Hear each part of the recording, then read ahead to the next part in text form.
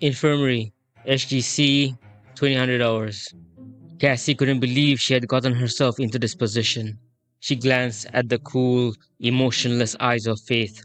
From her body language, Cassie could tell that the dark haired girl was ready to make a move against her. Faith had tricked her. Cassie gulped nervously as she tried to think of what to do in a situation like this. She ran through everything Carter and Fraser, her adopted mother, had taught her: attack, defend, or distract. Cassie chose to distract, with a tiny bit of begging.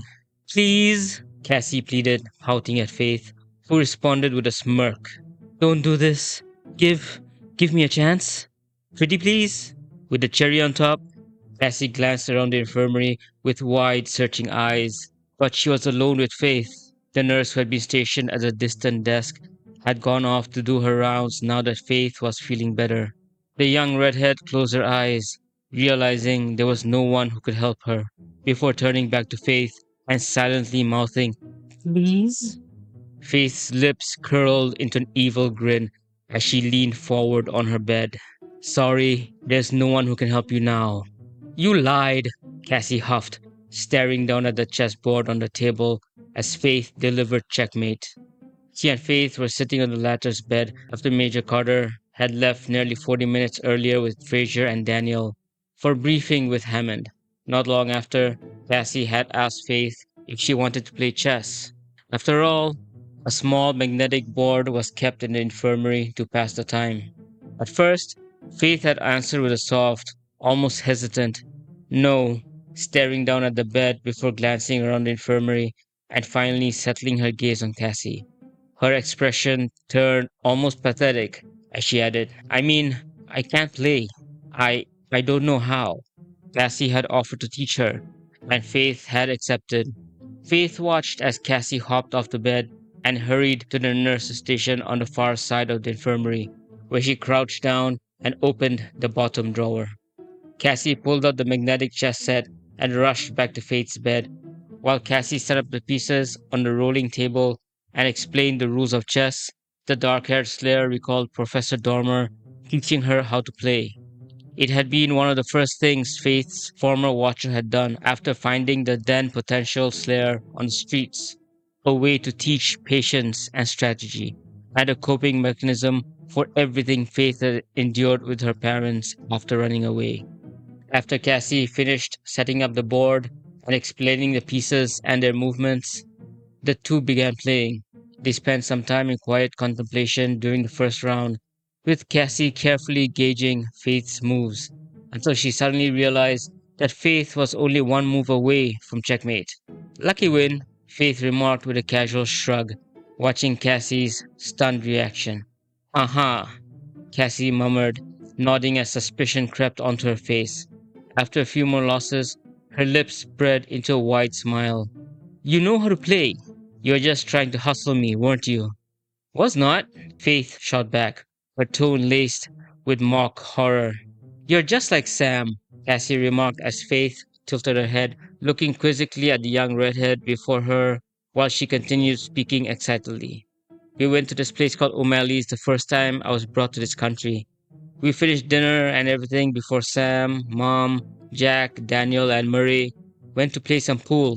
Sam, Daniel, and Jack were playing, while Murray, Mom, and I just cheered them on. Then this guy came to the table and tried to hassle Sam for a date. Okay, Faith replied as Cassie reset the board. So, she told the guy that if he won a game of pool against her, then she'll go out with him.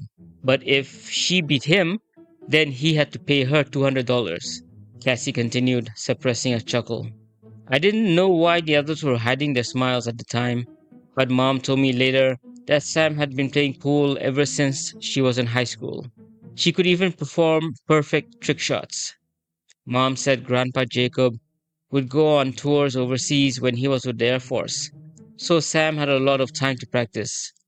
I heard she did it to impress a boy. Anyway, the guy at O'Malley's couldn't beat her. So, nice, Faith replied with a grin, nodding as she anticipated the conclusion. Yep, Cassie agreed with a grin as she moved one of the pieces. Sam cleaned out that guy. How long have you known them? Faith asked after making a counter move. Almost 2 years now, Cassie replied. Mom was a family friend, and she adopted me after my parents died. Oh, Faith murmured, looking up at Cassie and noticing the sadness on the redhead's face. Still, her instincts told her there was something more to the story. I've been hiding things my entire life. I know there's something you're not telling me.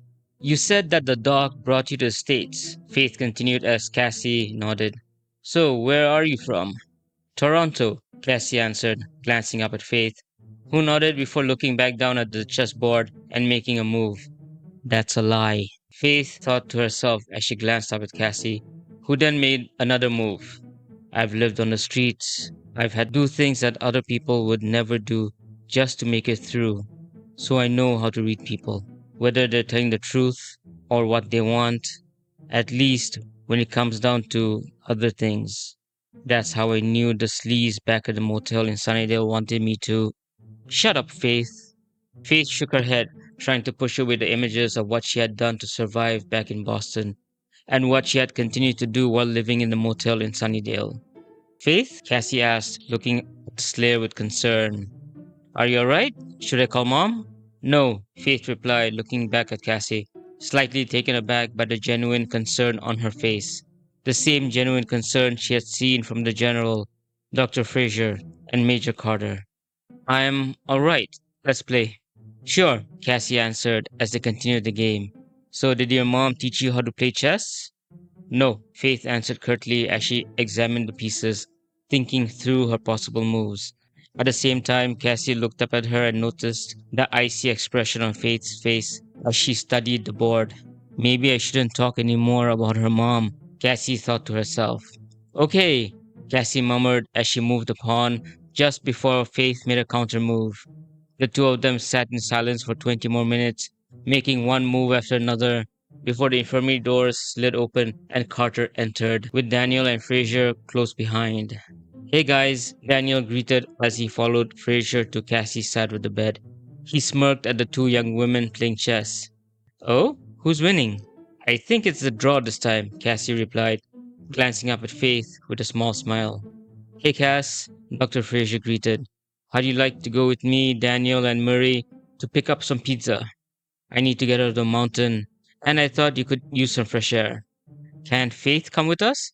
Cassie asked as the Slayer looked up at them with wide eyes, clearly surprised. It was almost as if this was the first time someone had asked Faith to accompany them so casually. And maybe it was. Faith could recall being invited to join the Scoobies for patrols or other activities before those invitations eventually fizzled out. Or was it because she hadn't really wanted that kind of wholesome thing back then? Faith wondered. Faith still has some recovery to do, Fraser explained, glancing at the formerly dark haired and currently temporarily blonde young woman. But we'll get the pizza to go and have dinner here. That's a good plan, right, Faith? Cassie pressed, excitement evident in her voice as she turned back toward her. Faith shrugged, looking back down again. Why are they being nice? She wondered as she flicked her gaze back toward Cassie, who had already hopped off the bed and moved to stand beside Fraser. We'll be back soon, Faith, Cassie promised. Nodding, Faith watched as Daniel, Cassie, and Fraser exited through the doors and out of the infirmary. Carter, however, lingered behind, holding the door open for them. Expecting her to leave as well, Faith was surprised when the blonde officer in dark blue BDUs remained inside. Feel up to getting out of here? Carter asked. Faith stared at Carter as she crossed to the wheelchairs in the corner. Confused, she watched as Carter unfolded one and rolled it toward her bed. So, I mean, Dr. Fraser said you can't leave the base, but she did give permission for you to be moved to another, more private room. It's better to have pizza there than in here, you know? Okay, Faith agreed as she noticed the Major slip a blue file she had been carrying in her left hand into the wheelchair's rear pocket. Carter then extended her hand. After a brief hesitation, Faith accepted it and carefully slid out of the bed, steadying herself as her feet met the floor. She turned and lowered herself onto the wheelchair before Carter pushed her toward the door, which were opened by the SFs stationed outside. Cass tells me that you're one of the scientists here, Faith remarked as Carter guided her through the hallways of the base. Yes, Carter replied with a nod to Faith's question, simultaneously acknowledging Siler as he hurried past. We're part of NASA's Deep Space Telemetry program. So you guys fix satellites and stuff? Faith asked. It's a bit more complicated than that, the blonde officer answered as they turned into another hallway. A lot more classified. I can tell you that we deal with asteroids, rovers, satellites, space junk, and a few other things here and there.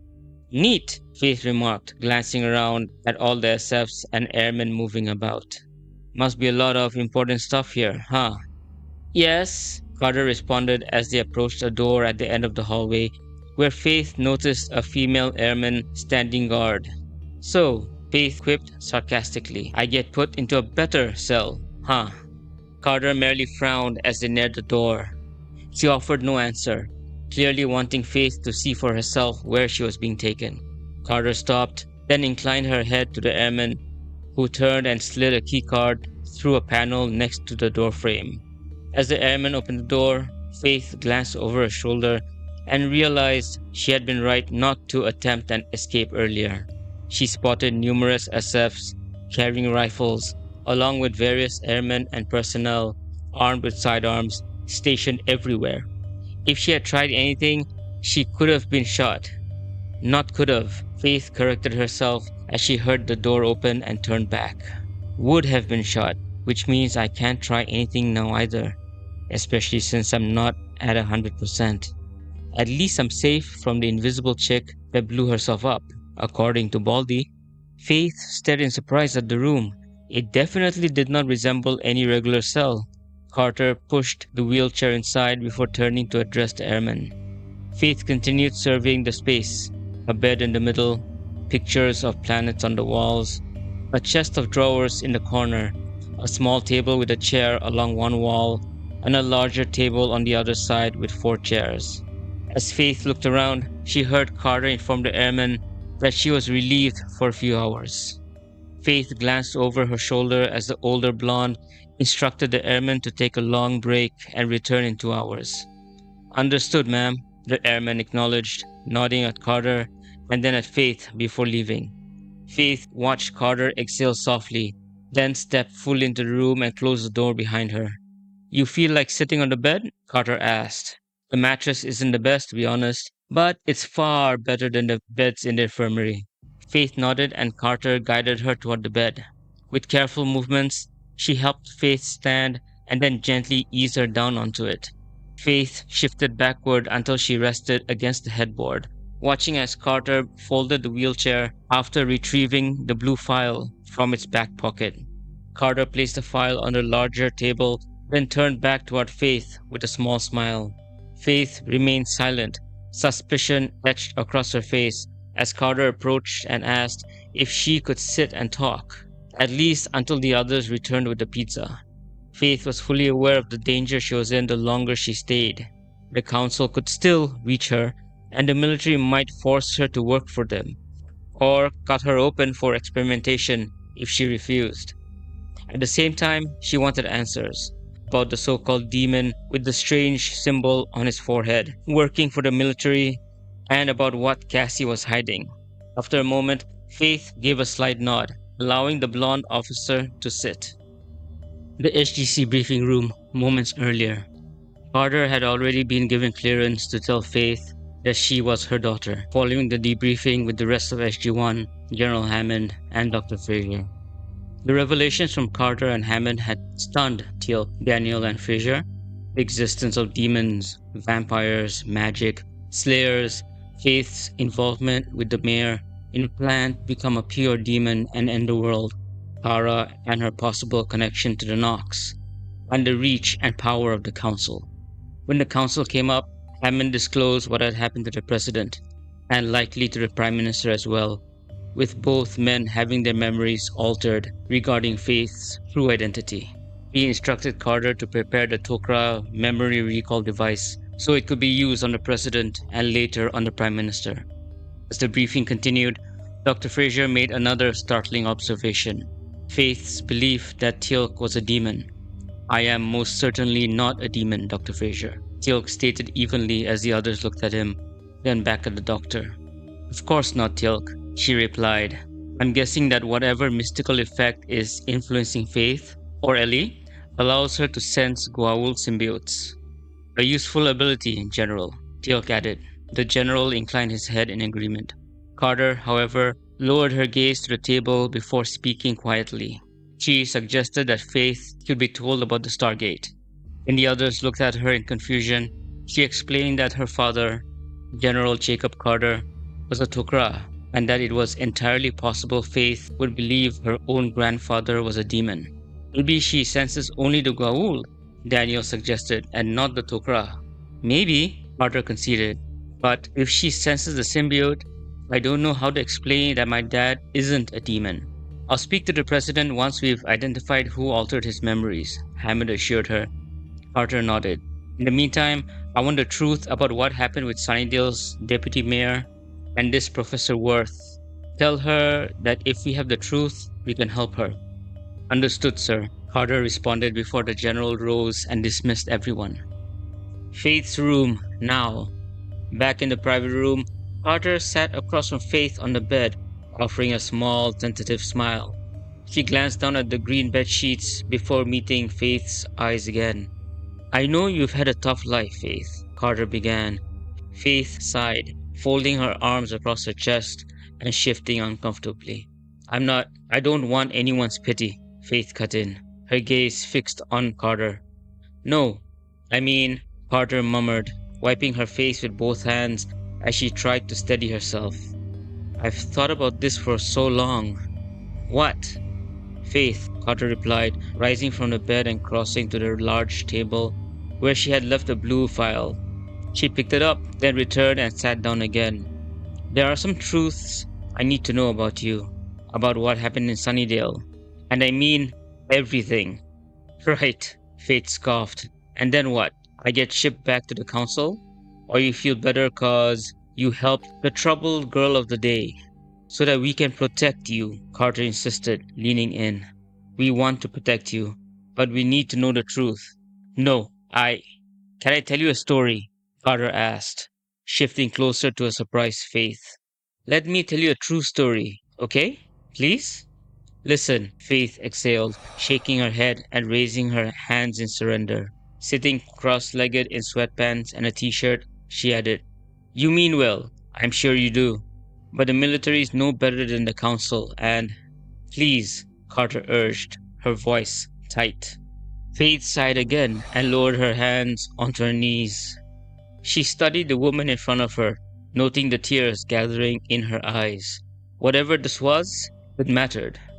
I know it's nothing like what you have experienced with your family, Carter continued, her voice unsteady. But the hardest thing to do is talk about the worst day of my life.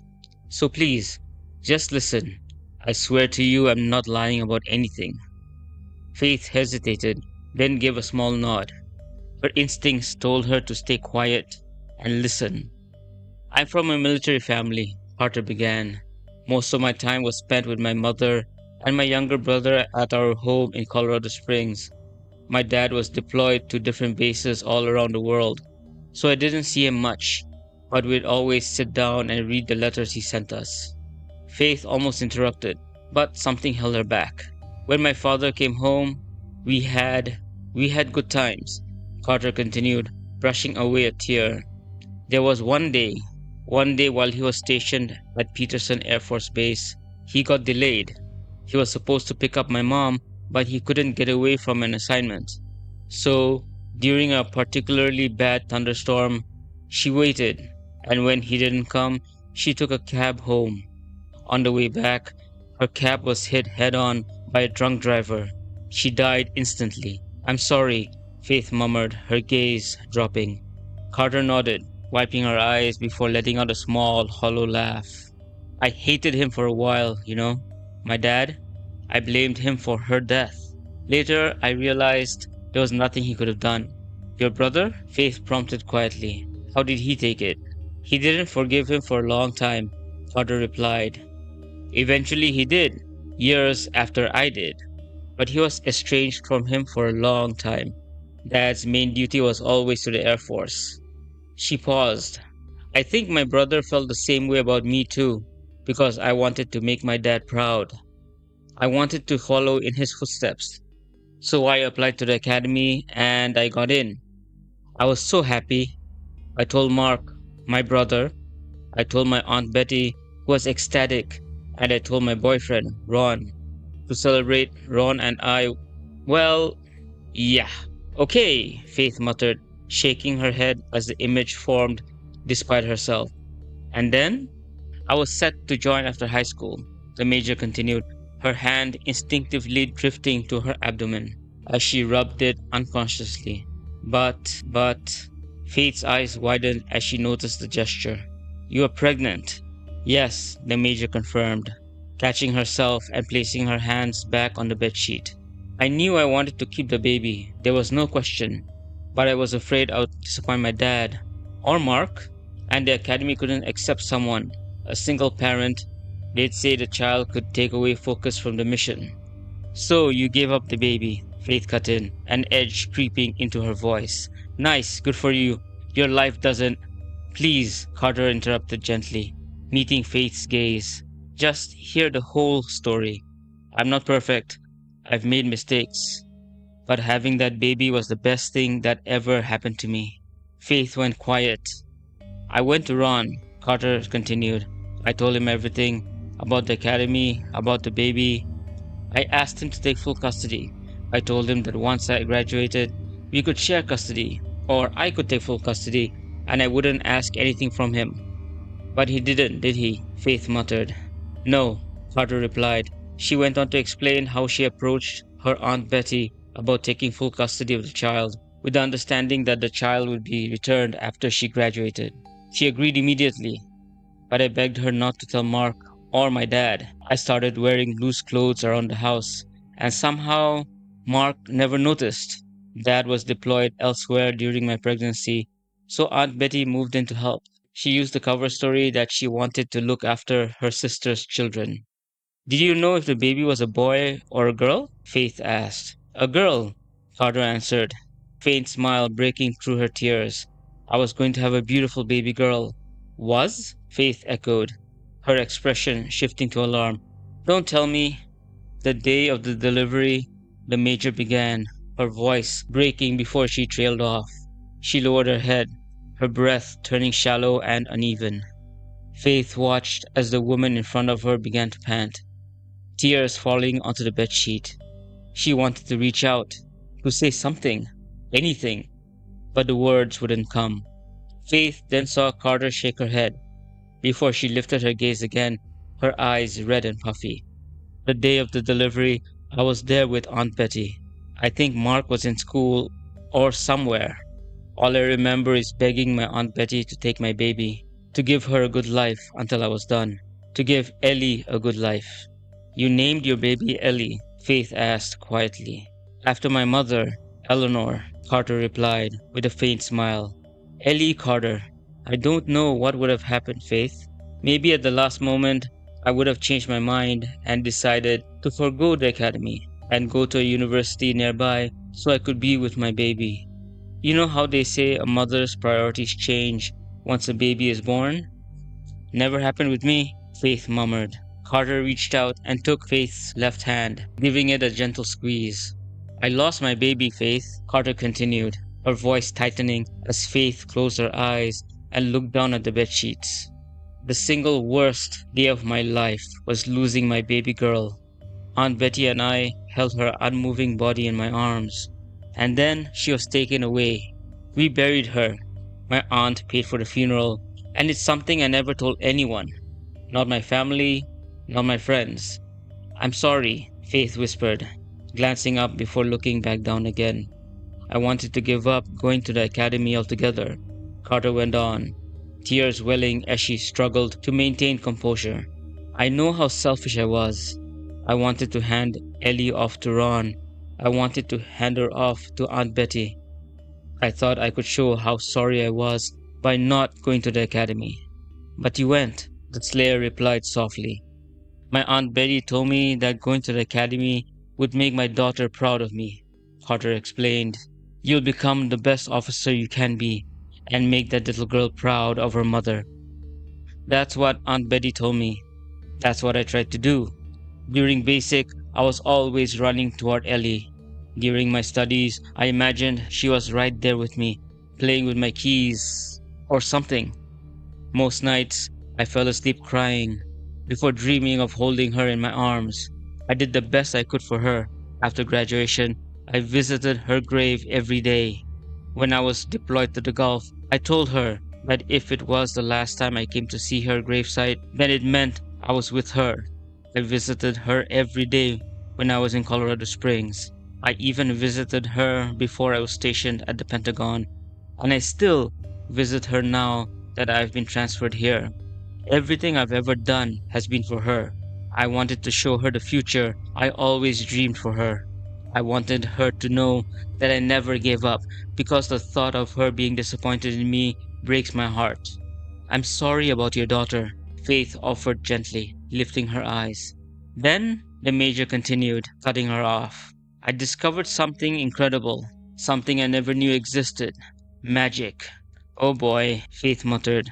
Look, I know my watcher told me that bringing someone back to life is bad. And, I can't tell you how it works. I'm not that great, nor do I really understand magic that well. But I know bringing back a life through magic is a big. You don't understand, Carter interrupted, as she placed the file on the bed and stared down at it, teardrops falling onto the cover. When I went to Sunnydale after you were attacked by the people from the council, Giles and Tara told me that no single military on Earth is meant to have a slayer, and that includes any military families. Wait, you mean? Faith whispered. They told me that someone in the council used a spell to change the perceptions of the people in the room. Everyone except the one who cast it, Carter continued. My daughter was alive. Neither I nor my Aunt Betty knew that the stillborn baby in our arms was still alive. My daughter was alive, and she was stolen from me. Good luck getting your baby back, Faith replied quietly. Really, I wish you all the best. But I know the council. They'll lie, cheat, bury you and whoever it is that you work for, and I know where she is, Carter cut in, and Faith snapped her mouth closed and stared back at her. They stole Ellie from me, gave me a body to bury so that I would never go looking for her, and then gave her to another family in Boston. What? Faith breathed. She looked down at her hands, then back at Major Carter. No, no, they stole my daughter, Carter stated, handing the blue file to Faith. As Carter explained that they wanted to determine the source of Faith's enhanced strength, suspecting drugs or genetic experimentation, the medical personnel conducted a chemical panel that also included a genetic component. When Faith opened the file, she saw the outlined areas in red, indicating that she and the Air Force officer were a maternal match. Her mouth fell open, and the file slipped from her hands onto the bed. She lifted her gaze to the fresh tears streaming down the major's cheeks and remained frozen. Carter leaned forward and gently placed her hand on the slayer's cheek. They stole my Ellie from me and gave her to a family who did unspeakable things, things that should never have happened. If I had known you were alive, that you were with them, I would have torn apart heaven and hell, come after you and take you away from them. No, Faith whispered, shaking her head as memories surfaced. No, Faith thought it was a trick. It had to be, or else it was something cruel, a vile prank. But she could tell from Carter's eyes that it wasn't a lie.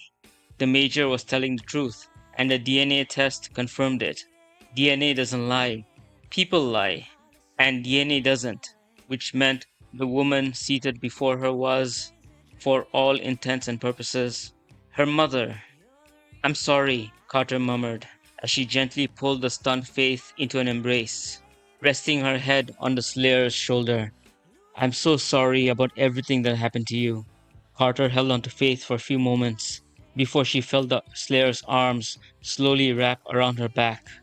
She had expected Faith to push her away, but instead, The younger woman tightened her hold. Carter felt Faith begin to tremble, and she instinctively tightened her own embrace around the daughter she had believed dead for over 16 years, trying to comfort her. Let it out, Carter urged softly, closing her eyes as Faith buried her face into the crook of her neck and began to sob. Tears streamed down Carter's face as Faith's trembling intensified. She felt warm drops soaking into her shoulder as the sobbing grew louder and louder until Faith let out a raw, broken scream into her shoulder, the culmination of years of abuse, as her entire body shook in her mother's arms. All Carter could do was stare at the picture of Saturn on the wall through tear-filled eyes before closing them again. She held tightly to her daughter, one hand gripping her back, while the other cradled the back of Faith's head, her fingers running through blonde hair. After a few minutes, Faith's screams subsided, leaving only quiet sobs. "You're safe now," Carter whispered. "You're protected here. We'll protect you. I'll protect you." To be continued.